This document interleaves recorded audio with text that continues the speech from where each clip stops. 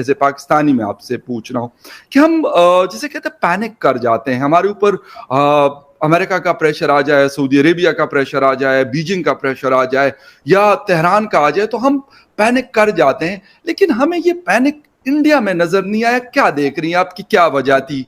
उनकी economy, political stability, मजबूत democracy या कुछ और?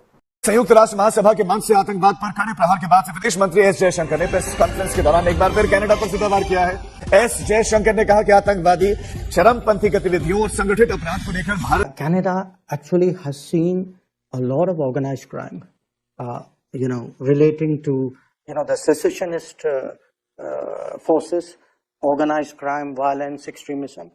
They're all very, very deeply mixed up. So, in fact, we have been talking about specifics and information. We have actually been badgering the Canadians.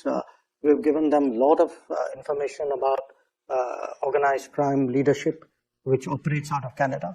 और दूसरा जो एक उन्होंने बड़ी इंपॉर्टेंट डेवलपमेंट है वो बेसिकली फॉर कनाडा उन्होंने किया है, और कनाडा जो है that is supporting the Khalistani elements in Canada. This is what in fact is saying. So he didn't name anyone but he said this very conveniently कि पायन ये जो political convenience है, this is a diplomatic language basically to give a message. Now obviously the Canadians, the Chinese, the Pakistani would be looking that what Indian foreign minister, Minister for External Affairs speaks at the UNGA. जो Justin Trudeau साहब का तो future is over, वो तो ही won't be able to become a prime minister again. और दूसरा जो नया लीडर आगे आएगा उसका सबसे पहला क्या ऑब्जेक्टिव होना चाहिए या होगा कि कनाडा का एतमाद बहाल करे. भाई दुनिया में तो इस वक्त यही समझा जा रहा है कि आप टेररिस्टों को वहां रखते हैं. आज श्रीलंका के फॉरेन मिनिस्टर ने भी स्टेटमेंट दी है और वो बात बिल्कुल ठीक है. ये तामिल टाइगर के जो तामिल मूवमेंट के जितने जो टेररिस्ट थे उनको भी वहीं पनाह मिलती थी जाके. था कि दो इंडियन एक्सप्रेस है उसकी जो मेन हेडलाइन ही ये है, political convenience can not determine response to terror. So ये बेसिकली ये उन्होंने कनाडा को रिस्पांस दे दिया और चाइना को और पाकिस्तान को उन्होंने रिस्पांस दिया. ये देखें कि ये एक तरफ इंडिया जो है वो बात कर रहा है कि जी हमारा one earth, one family, one future की बात कर रहे हैं. ये मैं पहले भी कह चुका हूँ, इस तरह के जो स्लोगन्स होते हैं they don't exist in reality. These slogans are just, जब वो कहेंगे जी हम तो देखें वैक्सीन दे रहे हैं, वैक्सीन अपार्थाइड नहीं होगा, तो basically we are talking this one earth one family की बात कर रहे हैं, ठीक है. लेकिन in reality every country wants to maximise its national interest. So what India was doing in Canada, they are maximising their interest in whatever way they are maximizing.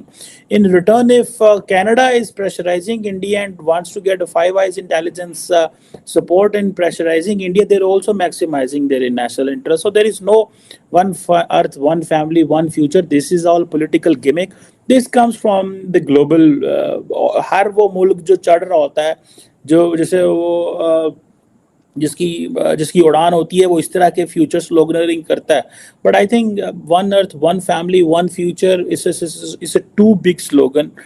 But yes, when obviously you speak, you give your message, you tell people that this is what we stand for, this is what we are talking, this is what we are looking. And look, we went to Syria, we went to Turkey, we went to for their recovery.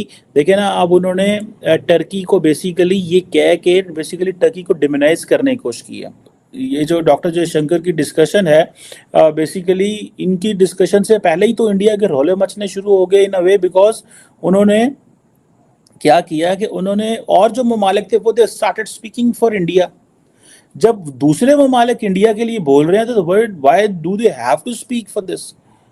मैं I think देख रहा था कि जो Portugal के president हैं, he was speaking about क्या उसे बोलते हैं, India Brazil, their permanent member at the UNSC.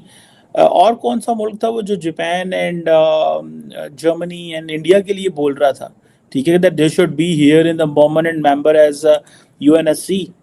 So ये जो चीज़ें हैं दैट टेल्स, आप देखें ना, सारे इंडियन मीडिया ने they have started picking line that this political convenience determines response to terrorism, extremism and violence.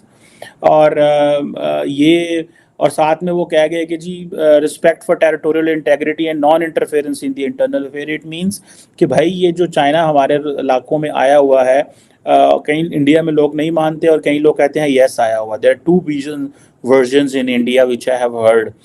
and that is where the Chinese जो क्या नाम है उनका जो एम्बेसी है, आई थिंक इन इन जो चाइनीज चार्ज अफेयर है इंडिया के अंदर, उन्होंने ये कहा है कि इंडिया के साथ मामलात में उन्होंने कहा है कि जो सिचुएशन है वो एमरजेंसी से निकल के मैनेजमेंट कंट्रोल और अच्छे बेहतर हो रही है. सो इसमें आप ये कह लें कि the Chinese believe the things are normalising.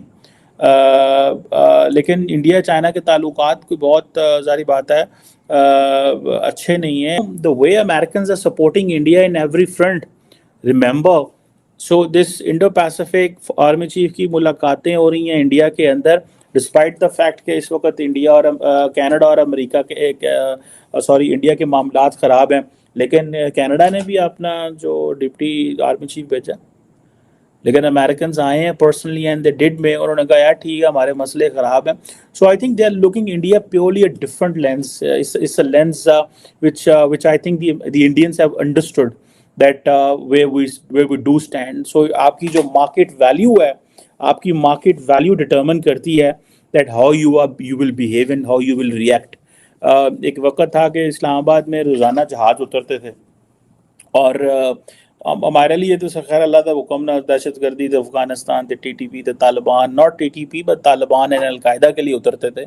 हर गलत चीज में जो है ये साथ ऐसे भी देते हैं कि जहां पे इन्हें भारत के साथ इस वक्त खड़ा होना चाहिए था वहां पे ये खालिस्तान को सपोर्ट कर रहे हैं. लेकिन सर कनाडा में आपने देखा कि उनके जो एक और मिनिस्टर थे, बल्कि स्पीकर थे, उन्होंने भी रिजाइन कर दिया है. वो तो मैंने बताया. और इस वक्त दुनिया में मशहूर है कि कनाडा पॉलिटिकल असाइलम में सबसे आगे है, बगैर किसी रिसर्च किए फॉरेन लोगों को दे देता है पॉलिटिकल असाइलम. ये तो फ्रॉड हो रहा है पूरी दुनिया में. इस वक्त कनाडा जो है उसको अपने कनाडा के हालात वैसे जाती तौर पर इकोनॉमिकली बहुत खराब हो चुके हैं. लोग कनाडा को छोड़ छोड़ के भाग रहे हैं. पाकिस्तानी तो बेचारे कहां भाग कर जाएंगे, वो तो एक को कहते हैं ना यहां से निकलेंगे तो वहां गिरेंगे, वो इससे भी बदतर है. लेकिन भारतीय वापस जा रहे हैं इस वक्त, जो ट्रक ड्राइवर हैं और कई कारोबारी हैं. कोविड के बाद कनाडा दोबारा अपने पांव पे खड़े नहीं हो सका. लेकिन वहां पॉलिटिकल टर्मोइल, जिस तरह इकोनॉमिकल टर्मोइल आ चुकी है, इसी तरह पॉलिटिकल हालात सख्त खराब हैं. अगला प्राइम मिनिस्टर आएगा, उसको दुनिया के अंदर अपने कनाडा की गुडविल दोबारा बहाल करनी होगी. इस वक्त उनके हालात बहुत खराब हो चुके हैं. अब दुनिया से आइसोलेशन में जा चुके हैं. कोशिश की उन्होंने अमेरिका बरतानिया को साथ लेने की, अपने I5 कंट्रीज को साथ लेने की, लेकिन किसी ने साथ नहीं दिया. आज उनका केस जो स्पीकर के रिजाइन के बाद एंथनी रोका, उसका नाम है, मजीद कमजोर हो चुका है. अब उनको मेरे ख्याल में जस्टिन ट्रूडो साहब तो फारिग हैं. अब आगे देखेंगे आने वाला कौन आता है. और आज वो जो उनके कंजर्वेटिव पार्टी वहां पे स्पीचें भी दे रही है, सारा कुछ